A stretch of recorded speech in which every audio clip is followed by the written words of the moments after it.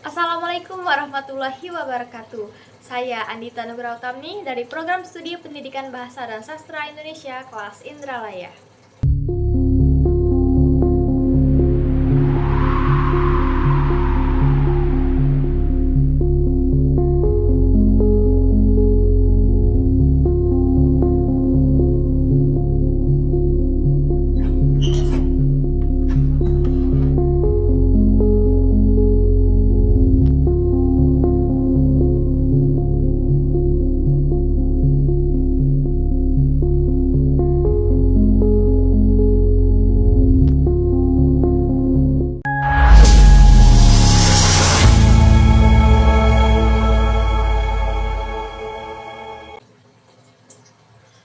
Selamat pagi para siswa kelas 9. Nah, kali ini saya ingin mengajak kalian semua memasuki dunia yang berbeda. Dunia yang penuh dengan imajinasi, dunia yang dipenuhi dengan keajaiban, pelajaran hidup, dan suara-suara bijak dari masa lalu. Nah, kalian mungkin pernah mendengar banyak cerita rakyat saat masih kecil, kan? Tetapi dongeng bukan hanya milik anak-anak. Dongeng yang menyimpan nilai moral, kritik sosial, bahkan refleksi kehidupan yang tetap relevan bagi kita hingga hari ini. Nah, maka pada pertemuan kali ini kita akan melatih kemampuan menyimak melalui sebuah dongeng pilihan. Saat kalian mendengarkannya, cobalah untuk membayangkan tokoh-tokohnya, mengikuti alur ceritanya, dan menangkap pesan yang ingin disampaikan. Ingat, menyimak bukan hanya mendengar, tetapi memahami, merasakan, dan menafsirkan. Baiklah, siapkan pikiran dan imajinasi kalian. Mari kita mulai ke perjalanan dalam cerita. Selamat menyimak. 잘 지냈어요 모두 보고 싶었어 이도 고잉은 언제나 너에게 고잉 Pada zaman dahulu, di sebuah masa ketika kerajaan-kerajaan masih berdiri megah di tanah Sumatera, hiduplah seorang putri bernama Nafisah. Dia berasal dari keluarga terpandang dari daerah Banten, Jawa Barat, dan bermukim di Empat Ulu Laut Palembang.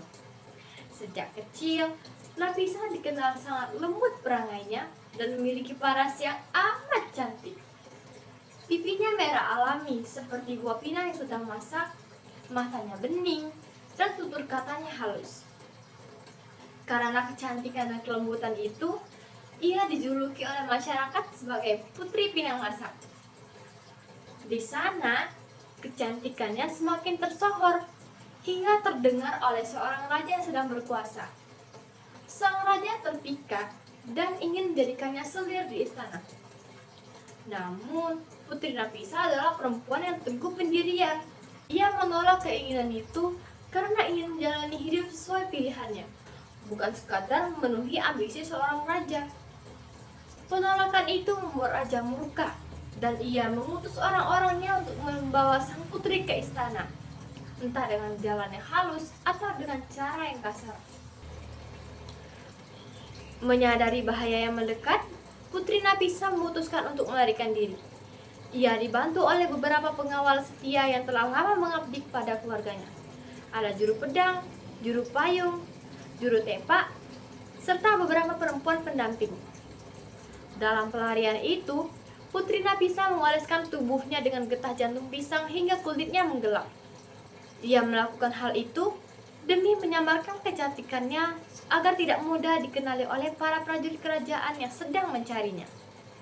Dengan penyamaran sederhana tersebut, rombongan kecil itu mulai menempuh perjalanan jauh, menyusuri sungai-sungai besar dan hutan rindang yang ada di Sumatera Selatan. Setelah berminggu-minggu berkelana, mereka tiba di sebuah daerah yang saat itu masih berupa dusun kecil, sunyi, dan damai. Daerah itu kelak dikenal sebagai Desa Senduro. Nah, perlu kalian ketahui, nama Desa Senduro ini diberi langsung oleh Putri Nafisah. Di tempat inilah Putri Pinang Masak merasa aman untuk tinggal. Warga setempat menerimanya dengan baik, meski mereka tidak tahu bahwa perempuan sederhana yang datang bersama beberapa pengikut itu sebenarnya seorang putri bangsawan. Nafisa hidup dengan rendah hati, bekerja seperti warga lain, dan memendam masa lalunya jauh di dalam hati. Walaupun ia berusaha menyamar, kecantikan alaminya tetap terpancar. Perlahan-lahan, banyak pemuda desa yang mulai mengagumi dirinya. Hingga pada suatu hari, Sang Sungging, seorang pemuda desa, meminta kepada sang putri untuk memasakkan gulai dan dipenuhilah permintaan tersebut oleh sang putri. Hari-hari berlalu, rasa cinta Sang Sungging semakin dalam dan akhirnya Sang Sungging melamar sang putri dengan setangkai bunga.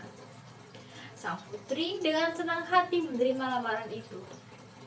Persiapan demi persiapan mereka siapkan demi menjelang pelaksanaan pernikahan.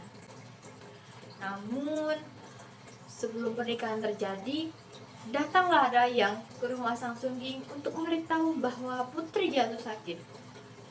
Dari hari ke hari, penyakitnya semakin lama semakin parah. Pengawal istana yang diperintahkan oleh raja untuk mencari putri telah tiba di desa Senuro. Pengawal istana langsung ke rumah sang putri dan ternyata di sana ada Sang Sungging bersama pengawalnya sedang menjenguk putri. Raja tidak diizinkan menjenguk putri oleh Sang Sungging, sehingga terjadilah pertengkaran hebat antara Sang Sungging dan pengawal raja. Setelah pengawal raja dan Sang Sungging bertengkar, keadaan Putri Nafisa semakin parah. Menjelang akhir hidupnya, Putri Nafisa berdoa dengan suara lirih. Ia memohon agar keturunannya kelak tidak memiliki kecantikan luar biasa seperti dirinya. Karena kecantikan itu pula yang membuatnya mengalami banyak penderitaan. Tak lama setelah itu, Putri Nafisa mengembuskan nafas terakhirnya di desa Senuro. Warga desa bersama pengawalnya memakamkan putri dengan penuh hormat. Makamnya ditempatkan di tempat yang tenang, dikelilingi pohon dan udara yang sejuk. Para pengawalnya yang setia menemani hingga akhir hayat juga dimakamkan tak jauh dari tempat beristirahatnya. Baiklah, sebelum kita masuk ke sesi pertanyaan, di sini ada satu bagian penting yang untuk kita renungkan bersama. Kisah Putri Nafisa bukan sekadar cerita lama yang berasal dari desa Senuro, tetapi sebuah perjalanan hidup yang sangat penuh makna dan dapat kita hubungkan dengan kehidupan masa kini. Putri Nafisa adalah gambaran perempuan yang berani mengambil keputusan besar demi mempertahankan martabat dan kebebasannya. Meskipun hidup pada masa di mana kehendak seorang raja itu sulit dibantah, ia tetap memilih untuk menolak sesuatu yang tidak ia inginkan. Keberaniannya menolak menjadi selir kerajaan menunjukkan bahwa setiap orang itu berhak menentukan jalan hidupnya meskipun keputusan itu membawa risiko besar. Dalam pelariannya, Putri Nafisa tidak hanya meninggalkan kenyamanan sebagai bangsawan, tetapi juga harus melepaskan identitas dan kecantikannya demi menyelamatkan diri. Tindakan menggelapkan kulit dengan getah jantung pisang menggambarkan betapa besar upaya yang ia lakukan untuk bertahan hidup. Ia menunjukkan bahwa terkadang seorang harus merendah, menyamar, atau memulai dari awal untuk mencapai ketenangan. Saat dia tiba di desa Senuro yang masih sunyi, kehidupan barunya pun dimulai. Di sini, ia tidak lagi dipandang sebagai seorang putri, melainkan sebagai perempuan biasa yang belajar berbaur, bekerja, dan hidup sederhana bersama masyarakat. Meski menyimpan masa lalunya tersendiri, ia tetap menunjukkan sikap ramah, sopan santun, dan kebaikan hati sehingga mudah diterima oleh warga. Inilah nilai penting yang dapat kita teladani. Sikap rendah hati akan membuat seorang dihormati tanpa perlu menonjolkan jabatan asal-usul. Penggalan kisah tentang Sang Sungging juga menambahkan sentuhan kemanusiaan dalam cerita ini. Ia jatuh cinta bukan karena gelar Putri Nafisa, melainkan karena kepribadiannya, kelembutannya, dan cara ia memperlakukan orang lain. Ketika mereka mempersiapkan pernikahan, tampak bahwa kebahagiaan itu datang bukan dari kemewahan, tetapi dari ketulusan dua hati yang saling menginginkan. Namun seiring datangnya pengawal istana dan penyakitnya semakin parah, takdir berkata lain. Doa terakhir Putri Nafisa yang memohon agar keturunannya tidak mewarisi kecantikannya adalah simbol bahwa kecantikan yang berlebihan kadang membawa tantangan tersendiri. Ia ingin keturunannya hidup sederhana, damai, dan tidak mengalami penderitaan seperti yang dialaminya. Pesan moral ini mengingatkan kita bahwa kelebihan apapun baik harta, rupa, maupun kekuasaan akan bermakna hanya jika disertai kebijaksanaan. Kini, makam Putri Pinamasak dan para pengawalnya masih dapat ditemui di Desa Senuro. Tempat itu menjadi bukti sejarah bahwa ia bukan sekadar tokoh legenda, tetapi sosok yang pernah menginjakkan kaki, hidup, dan meninggalkan jejak di daerah tersebut. Hingga hari ini, warga tetap menghormatinya sebagai simbol keteguhan hati, keberanian, dan kelembutan seorang perempuan. Demikianlah rangkaian cerita Putri Pinamasak yang telah kita simak. Semoga kisah ini tidak hanya membawa hiburan, tetapi juga membuka mata kita bahwa setiap pilihan hidup memiliki konsekuensinya. Dan setiap manusia berhak memperjuangkan kehendak serta martabatnya. Dari Putri Pinamasak kita belajar bahwa kecantikan sejati tidak datang dari rupa, tetapi dari hati yang berani dan penuh ketulusan. Nah, setelah memahami seluruh kisah ini, sekarang mari kita lanjutkan dengan menjawab beberapa pertanyaan untuk mengukur seberapa jauh kalian memahami dan menyimak dongeng yang baru saja disampaikan. Silakan disimak baik-baik. Setelah saya membacakan soal, ada waktu 15 detik untuk menjawab. Silakan disimak. Soal pertama. Apa alasan Nafisa dijuluki Putri Pinamasak? A. Karena ia pandai masak pinang. B. Karena pipinya merah seperti pinang masak. C. Karena ia berasal dari keluarga terpandang. D. Karena ia terlahir saat musim pinang.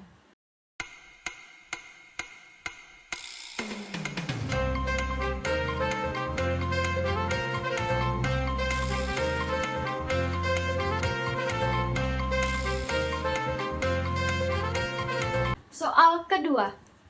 Apa penyebab raja ingin membawa Nafisa ke istana? A. Ia ingin Nafisa menjadi pengawal kerajaan. B. Ia ingin menjadikannya putri angkat. C. Ia ingin menjadikannya solder di istana. D. Ia ingin Nafisa menjadi tabib istana.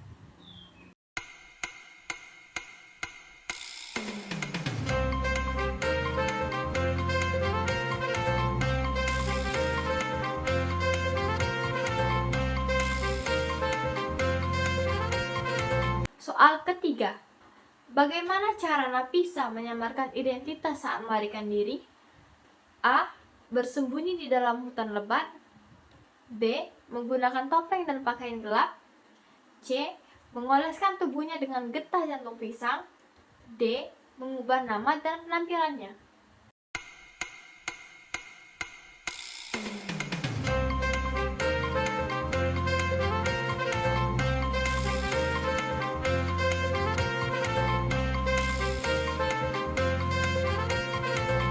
Soal keempat. Siapa yang menemani Nafisa selama pelarian? A. Saudara-saudara sepupunya. B. Para pelayan dari Banten. C.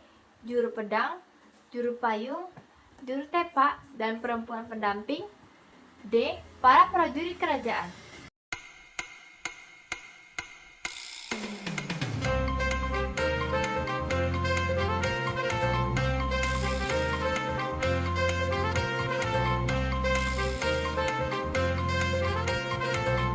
Soal kelima.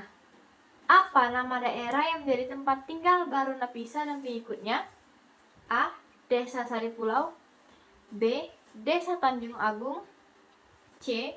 Desa Senuro. D. Desa Seri Bandung.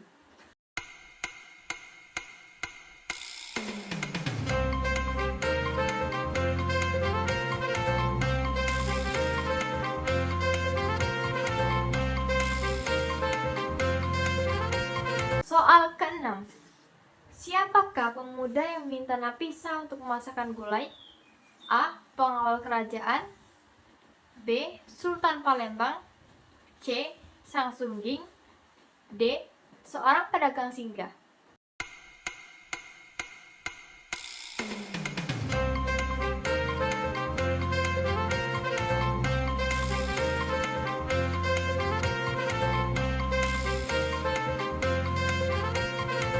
Soal ketujuh. Gula yang dimasak Nafisa untuk Sang Sungging dikirim menggunakan A. Tempayan tanah liat, B. Piring besar berpenutup, C. Bakul dengan tudung, D. Panci kecil dari besi.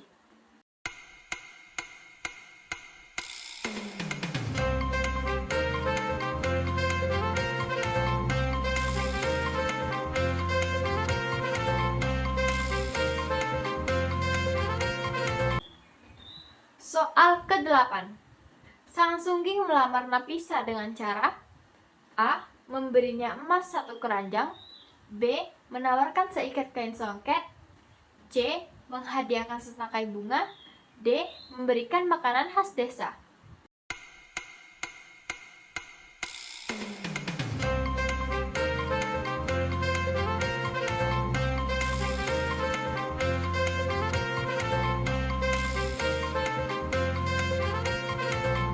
Soal ke-9. Yang menyebabkan pertengkaran antara Sang Sungging dan pengawal raja adalah A. Sang Sungging menolak raja masuk untuk menjenguk putri, B. Pengawal raja merusak rumah warga, C. Raja memaksa Nafisa menikah dengannya, D. Pengawal raja menghina keluarga Nafisa.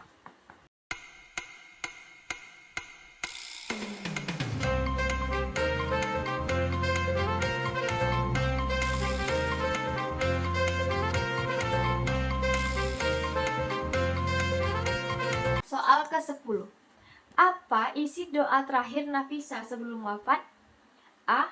Agar desanya menjadi kerajaan besar, B. Agar Sang Sungging diberi umur panjang, C. Agar keluarganya menemukan dirinya, D. Agar keturunannya tidak memiliki kecantikan berlebihan seperti dirinya.